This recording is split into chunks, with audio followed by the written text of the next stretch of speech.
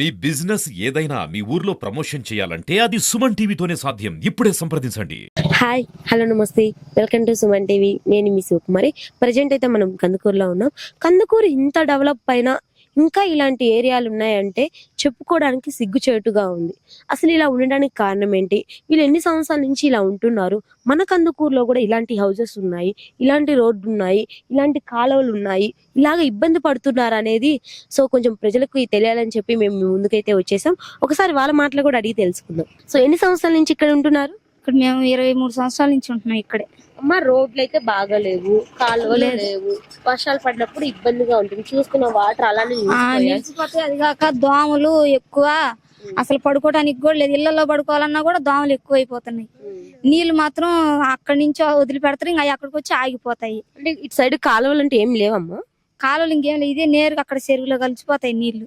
అవి గుంతలు ఉన్నాయి కాబట్టి ఇంక ఇక్కడ నిలిచిపోతాయి నీళ్లు.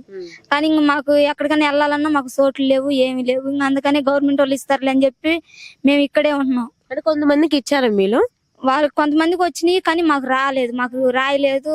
కానీ రాపిచ్చిన వాళ్ళకి కూడా కొంతమందికి రాకుండా అట్లనే ఆగిపోయి స్థలాలు. ఎందుకు అడగొచ్చు కదా గవర్నమెంట్ ని? గవర్నమెంట్ ని అడిగితే వాళ్ళు అంటున్నారు, మీరు చోట్లు మేము ఇచ్చాం కాబట్టి, మీరే ఈ స్థలాలు ఇచ్చాం కాబట్టి మీరు ఇల్లులు కట్టుకోవాలా, మేమైతే కట్టియము అని అన్నారు. కానీ ఇంకా వాళ్ళకి కట్టుకునే స్తోమత లేక ఇంకా అది అట్లనే వదిలేస్తున్నారు. అంటే ఇప్పుడు మీకు ఆధార్ కార్డులు, రేషన్ కార్డులు అన్ని ఉన్నాయా? మాకు రేషన్ కార్డు లేదు, ఆధార్ కార్డు ఉంది. కానీ మా పిల్లలకి తీయాలంటే వాళ్ళకి బర్త్ సర్టిఫికేట్ కావాలంటున్నారు. కానీ వాళ్ళకి బర్త్ సర్టిఫికేట్ కావాలంటే ఇంకా పుట్టి 4 సంవత్సరాలు అవుతుంది. ఇంకా అక్కడికి పోతే వాళ్ళు ఏమంటారు, ఇంకా 2 రోజులు 3 రోజులు తిప్పుతూనే ఉంటారు కదా. ఇంకా ఈ పెద్ద తిప్పారు మిమ్మల్ని? 4-5 సార్లు దాకా పోయి వచ్చాము. పోతే ఇంక వాళ్ళు ఏం పట్టించుకోలేక ఇంక సరేలే అని చెప్పి ఇంకా పెద్ద అబ్బాయికి ఏమో ఇక్కడ కందుకూరు గవర్నమెంట్ హాస్పిటల్ ఇచ్చారు బర్త్ సర్టిఫికేట్, అబ్బాయికి తీపిచ్చాము. చిన్న అబ్బాయికి ఏమో తీపిలేదు. వాళ్ళు ఆధార్ కార్డు తీయమంటే బర్త్ సర్టిఫికేట్ కావాలని అడుగుతుంటారు. కానీ మా దగ్గర బర్త్ సర్టిఫికేట్ లేదు కదా మేడం. ఈ మధ్య ఆధార్ క్యాంప్ జరిగింది కదా, ఆ టైంలో ఏమైనా రిక్వెస్ట్ చేయొచ్చు కదా? వాళ్ళు బర్త్ సర్టిఫికేట్ ఉంటేనే తీస్తామంటుండ్రు. మరి ఏం చేయాలి మేడం? మేమేం భేదాలు, మమ్మల్ని ఎవరు పట్టించుకోవట్లేదు. ఫస్ట్ లో మాత్రం మేము చూస్తాం, మా దగ్గరికి రండి, ఏది లేకపోయినా మేము చూస్తామని చెప్పి అన్నారు. ఏది లేకపోయినా మా దగ్గరికి వచ్చి మేము రాపిస్తాము, మేము దగ్గరుండి మీకు అన్ని తీసిస్తాం అన్నారు. కానీ ఇప్పుడు ఈయన గెలిచేలేక ఇంకా అసలు మమ్మల్ని ఎవరు పట్టించుకోవట్లేదు. అంటే రేషన్ కార్డు అవన్నీ ఉన్నప్పుడు అంటే మీరు ఓటు వేసారా? ఓటు వేసాం, ఓటు కార్డు వచ్చింది, ఓటు వేసాం. ఇంకా వాళ్ళు ముందు అన్నారు ఓటు కార్డు లేదు సార్ అంటే ఓటు కార్డు అప్పటికప్పుడు తెప్పించారు. కానీ ఇంకా ఈ రేషన్ కార్డు కావాలి సార్ అని అంటే రాపిస్తాంలే ఉండండి అని ఇంకా ఓట్లు అయిపోయాక ఇంక ఎవరు పట్టించుకోవాలి మమ్మల్ని. సో రేషన్ కార్డు ఎందుకు లేదు ఇన్ని సంవత్సరాలుగా ఉంటూ ఇక్కడ? మేమంటే ఇన్ని సంవత్సరాలు ఇక్కడ ఉన్నాం మేడం. అంటే దేశాలకు పోతాం కదా, సంపాదించుకోవాలి కదా, ఇంటి దగ్గర ఉంటే మాకు జరగదు కదా మేడం. ఏదో ఒక వ్యాపారానికి వెళ్ళాలా.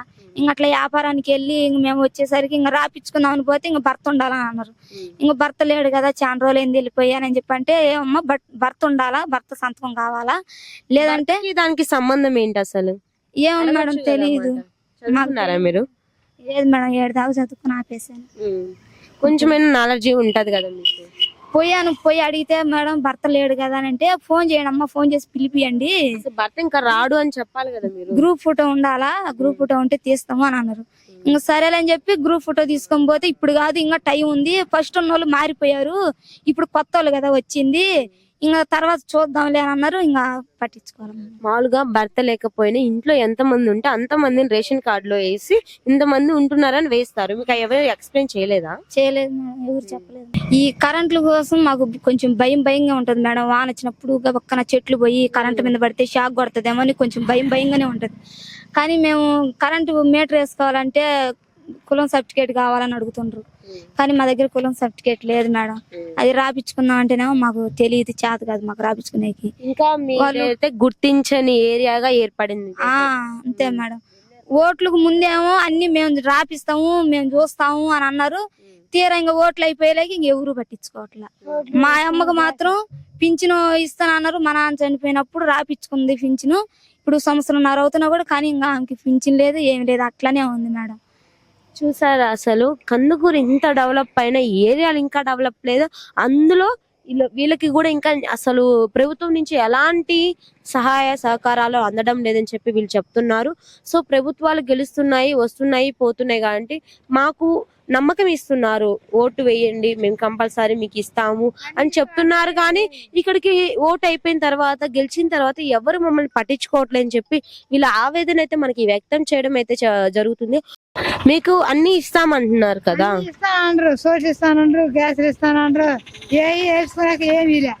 మా అబ్బాయి కార్డు తీపించిన చిన్న అబ్బాయికి ఇద్దరికి తీపిస్తాయి 6 గంటలు కూడా రాలా పోస్టులు వస్తాయి పోస్టులు రాలే ఏం రాలేదు ఇంకా అది కదా మీ పిల్లలు చదువుకుంటున్నారా? చదువుకుంటారు ఇద్దరు చదువుకుంటారు. సో ఇలాంటి ఇళ్లలో ఉంటున్నారు కదా, సో వర్షం వచ్చినప్పుడు ఏ ఇబ్బంది ఉండదమ్మా? నీళ్ళు లోతుకు వస్తాయి ఇళ్ళలోకి వచ్చేసి నీళ్ళు కాలం నిండి అక్కడ దాకా వస్తాయి వాడదాకా వస్తాయి ఇలా రండి.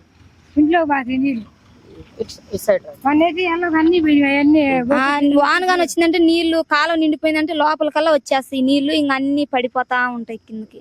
ఇంకా అది ఊడిపోయినప్పుడల్లా ఇంకా మళ్ళా వేసుకుంటా ఉండాలి వర్షం వచ్చినప్పుడల్లా. అంటే వర్షం వచ్చినప్పుడల్లా ఊడిపోతూ ఉండేది. మొత్తం నానిపోయేది, కర్రలన్నీ కూలిపోతాయి కిందికి. ఇంకా కూలిపోయి ఇంకా మళ్ళీ గబక్కన మనుషులు ఉంటే మనుషుల మీద పడిపోతది. ఇంకా లేకపోతే మీ పక్కన సైడ్ గాని ఉంటే ఇంకా కింద పడిపోతే ఇంకా మళ్ళీ తీసి మళ్ళీ వేసుకోవాలి మేడం. సో రోడ్ అయితే ఇలా ఉన్నాయి కదా, దీని వల్ల ఎప్పుడైనా యాక్సిడెంట్ జరిగాయి ఇక్కడ? 3 సార్లు యాక్సిడెంట్ అయింది మేడం. అక్కడ ముగ్గురు పాపం తట్టుకొని పడిపోయారు. ఒక ఆయనకైతే తలకాయ పగిలింది. ఏ టైంలో జరిగినాయి? అవి ఉదయం పూటే మేడం. ఉదయం పూటేను ఇటు నుంచి వెళ్తా అది అక్కడ జారిపోయింది. ఆ గుంతలో జారిపోయి పడిపోయి మాకు చిప్పంతా గోకపోయి పాపం చాలా బ్లడ్ పోయింది అక్కడ. ఇక్కడ చూసినట్లయితే వర్షం బాగా పడింది, దీని వల్ల చూడండి ఎంత దారుణంగా ఉందో. నీళ్ళు ఇక్కడే నిల్వ ఉండడం వల్ల దోమలు ఏర్పడి సో వీళ్ళకి ఏదో ఒకటి బాగోలేకపోవడం ఇలాంటివి జరుగుతున్నాయి. ఇక్కడ హౌసెస్ కూడా ప్రాపర్ గా లేవన్నమాట. ఇక్కడ చూస్తున్నట్లయితే వీళ్ళు వర్షం పడినప్పుడు ఇప్పటికప్పుడు అయితే మళ్ళీ వేసుకుంటారంట ఇవి. అసలు ఎంత దారుణం చూడండి. కందుకూరు ఇంత డెవలప్ అయింది కానీ ఇలాంటి ఏరియాలు ఉన్నాయి, ఇలాంటి ప్లేసెస్ ఉన్నాయి, ఇలాంటి హౌసెస్ ఉన్నాయి అంటే అసలు చెప్పుకోవడానికే నాకు ఏదో బాధేస్తుంది. అసలు చూడండి వాళ్ళు శారీస్ కట్టుకొని కవర్ చేసుకుంటున్నారు హౌసెస్. ఇంత దారుణం చూడండి. నేను ఇక్కడ జస్ట్ 2 minutes ఉండడానికి స్మెల్ కి నేను ఉండలేకపోతున్నాను, అంత బ్యాడ్ స్మెల్ వస్తుంది. బట్ వీళ్ళు ఎలా ఉంటున్నారో చాలా అంటే చాలా గ్రేట్ అసలు. సో వర్షం పడినప్పుడు అయితే ఇక్కడ లోపలికి వాటర్ వచ్చేస్తాయంట. ఇక్కడ చూసినట్లయితే వీళ్ళకి సరైన సామాన్లు కూడా లేవు. ఇక్కడ లోపల అన్ని ఉన్నా నాకు తెలిసి. రాత్రి వర్షం పడింది, చూడండి ఎంత బురదగా ఉందో. ఇక్కడ చూసినట్లయితే ఈ హౌస్ చూడండి ఎంత దారుణంగా ఉందో. సో అన్ని బయటే ఉన్నాయి. ఇక్కడైతే ఈ హౌస్ మనం చూస్తున్నాం కదా, ఇక్కడైతే 4 families కలిసి ఒకే ఇంట్లో ఉంటున్నారంట. దానికి కారణం ఏంటో తెలుసా? హౌసెస్ లేక, స్థలాలు లేక, ప్రాపర్ గా వాళ్ళకి నీళ్లు లేక, కరెంటు లేక, స్థలాలు లేక అన్ని ఇబ్బందులు పడుతున్నారు. సో వాళ్ళే అడ్జస్ట్ చేసుకుంటూ 4 కుటుంబాలు కలిసి ఈ ఇంట్లో నివసిస్తున్నారు. మన ఇంట్లో ఒక ఫ్యామిలీ ఉంటేనే మనం చాలా ఇబ్బంది పడతాం, కానీ ఇక్కడ చూస్తున్నట్లయితే 4 ఫ్యామిలీలు కలిసి ఇలా ఒకే ఇంట్లో ఉండడం ఎంత గ్రేట్. సో వీళ్ళని మెచ్చుకోవాల్సిన విషయం కూడా చెప్పుకోవచ్చు. సో చాలా గ్రేట్. సో వీళ్ళు అడ్జస్ట్ చేసుకుంటూ ఇలా కలిసి ఉండడం ఇంకా మంచిది. ఎందుకంటే ప్రభుత్వాలు ఎలా పట్టించుకోవు, వీళ్ళకి ఎలాంటి న్యాయం జరగదు. సో ఎవరు వచ్చి వీళ్ళని ఏమీ చేయలేరు. సామాన్యులు అంటున్నారు, పేదరికం అంటున్నారు. మన భారతదేశంలో పేదరికం లేదు అంటున్నారు, కానీ వీళ్ళని చూసిన తర్వాత ఇంకా పేదరికం తగ్గలేదని చెప్పి నేనైతే చెప్తాను. పేదరికం ఎప్పుడు తగ్గుతుందంటే ప్రతి ఒక్కళ్ళు సమాజంలో ప్రతి ఒక్కళ్ళు బాగా ఉన్నప్పుడే పేదరికం తగ్గుతుంది. కానీ ఇలాంటి వాళ్ళు ఉన్నప్పుడు కూడా పేదరికం తగ్గిందంటే అస్సలు నేను నమ్మను, అది కరెక్ట్ కాదు. చూడండి ఇక్కడైతే 4 కుటుంబాలు అయితే ఉంటాయని చెప్తున్నారు. ఒక్కోసారి వీళ్ళ బట్టలు కానీ వీళ్ళ సామాన్లు కానీ ఎలా పెట్టుకున్నారో, 4 కుటుంబాలు కలిసి ఎలా ఉంటున్నారో అసలు మీరే చూడండి అసలు ఎంత దారుణంగా ఉందో. చూసారు కదండి, సరైన ప్లేస్ కాదు, సరైన రోడ్డు లేదు, సరైన కరెంటు లేదు, సరైన ఇల్లు లేదు. సో మన కందుకూరులో కూడా ఇలాంటి వాళ్ళు ఉంటున్నారంటే అసలు చాలా బాధాకరమైన విషయం. ఇప్పుడున్న ప్రభుత్వం వీళ్ళని పట్టించుకొని వీళ్ళకి న్యాయం చేసి వీళ్ళకి సరైన ఇల్లులు అన్ని కల్పించాలని మేము కోరుకుంటున్నాం. సో ఇంకెందుకు చూస్తూ ఉండండి మరిన్ని వీడియోస్ కోసం మీ సుమన్ టీవీ. కెమెరామ్యాన్ రాజాతో నేను మీ సుకుమారి.